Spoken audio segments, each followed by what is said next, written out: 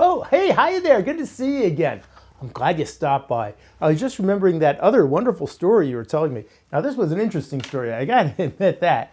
So, as you remember, you were telling me you were working for that public accounting firm, you were conducting an audit, you were at the client's place, and you'd requested some invoices. And this, young staff person, she came over and she, gave you the invoices that you had requested to be pulled for examination. Struck up a conversation with her, and she was telling you that she lives at home, and her mother is the president of this apparently large railroad corporation. And unfortunately, ever since she was in high school, she brings somebody home for dinner, brings a friend home. The mother unloads all these questions, railroad type questions, transportation type questions, and just completely intimidates, the daughter and the friend.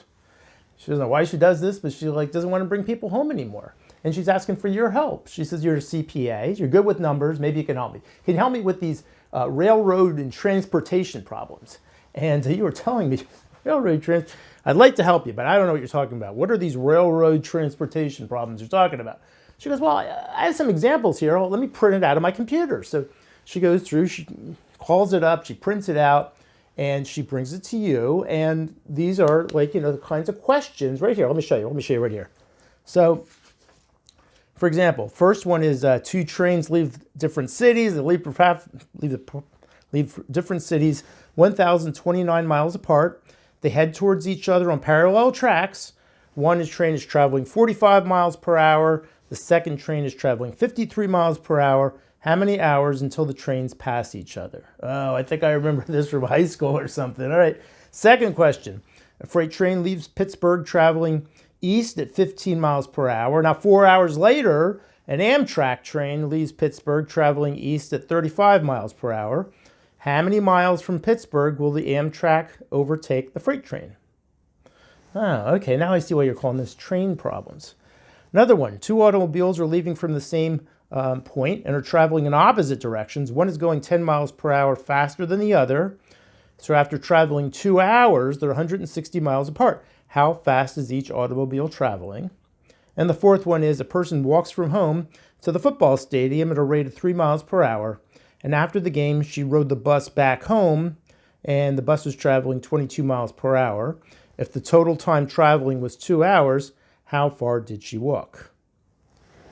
And so you were telling me, you looked at them and go, okay, all right, you know what? They look kind of intimidating. They look kind of tricky, but we can work through this. This is just kind of a logic problem. Here, how about if I walk you through it? And so she was like, yeah, great. If you could walk me through it, let's do it. Okay, so we're going to do that right now. You're showing me how you walked you through it. Okay, so let's look at the first one. Two trains live different cities, 1,029 miles apart, head towards each other on parallel tracks. One train is traveling 45 and the second train is 53. Well, basically after 1 hour, it's going to be 45 plus 53. They'll be 98 miles away from each other, right?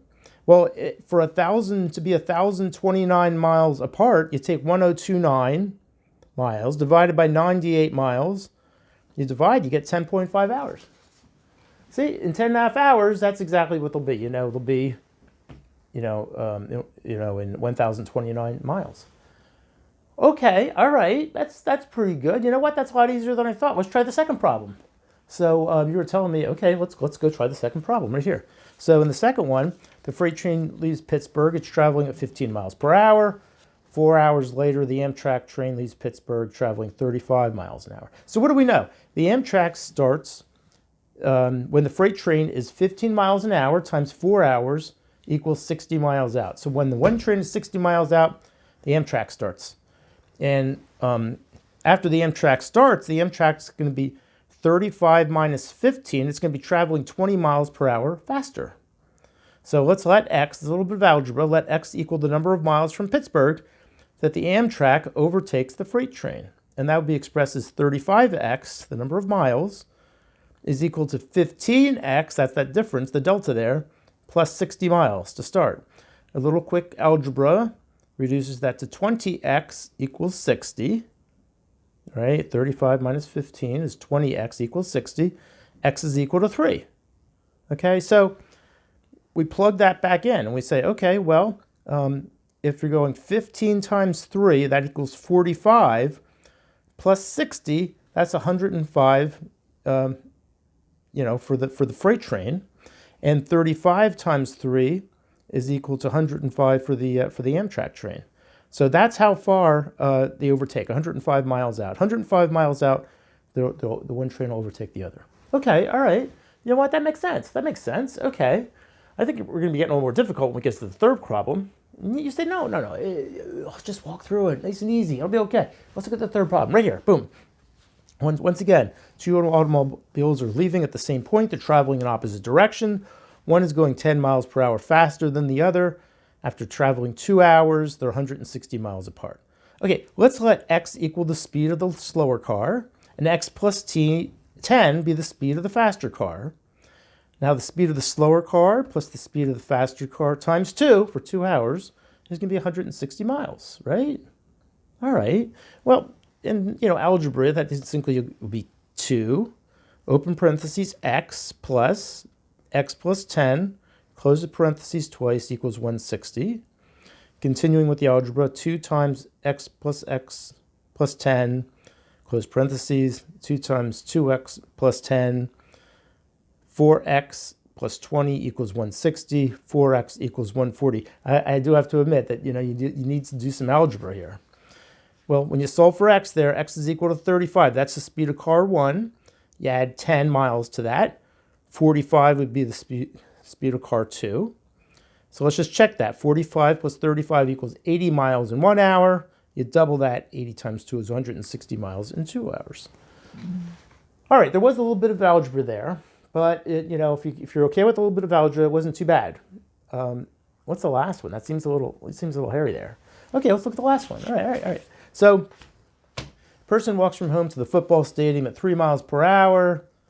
They come back on the bus at 22 miles per hour. The total time is 2 hours. How far did she walk? Well, look, let's look at it this way. The distance to walk to the stadium is going to be equal to the distance to ride home from the stadium, right? So let's let t equal the time to walk to the stadium in hours, okay? So 3 miles per hour times the t would be 3t. This is the left side of the equation. The distance to walk to the stadium would be 3t, okay? 3t miles per hour. The right side of the equation is the distance home. That's going to be 22 miles per hour times, you need a time, 2 hours minus t, right? This is the right side of the equation. We just set them equal to each other, right? 3t is equal to 22, open parentheses, 2 minus t. Okay, you continue on with the algebra. 3t is equal to 44 minus 22t. Solve. You consolidate your t's. You get 25t is equal to 44. You divide one into the other. You get t is equal to 1.76. That's the time to walk. 3 miles per hour at 1.76 hours takes 5.28 miles that she walks there. Well, can we prove that? Is that right? Well, yeah, sure, we could prove it, see if it's right, because our check would be if it took 2 hours in total minus 1.76 hours to walk, then it must have taken 0.24 hours on the bus. A little less than a quarter of an hour, a little bit less. Times 22 miles per hour, that equals 5.28 miles that she rode home. They're equal. It completely balances out. So she walked 5.28 miles. So, this young lady at the company says, that's really great. All these years I've been so intimidated by my mother asking these questions. I got to be prepared now because I got a friend coming over for dinner this week, and I think we're going to be prepared. So I asked you, how'd it work out? Well, apparently the friend came over. The mother, who's the president of this railroad, asked her questions, maybe not exactly those, but that kind of spirit. They were able to work it out very easily, answer her back, and she was quite pleased. Actually, she said, I've been waiting a long time for this. I've been just trying to see if you could figure out the logic to this. They're just kind of logic questions. And she said, maybe you and your friend would like to come to work at our company. Maybe you're working there long enough, maybe you should come work for me. I said, well, that's great. That's great. That is why you are one ace accountant. Let's give you a round of applause, right? All right. That's good for you.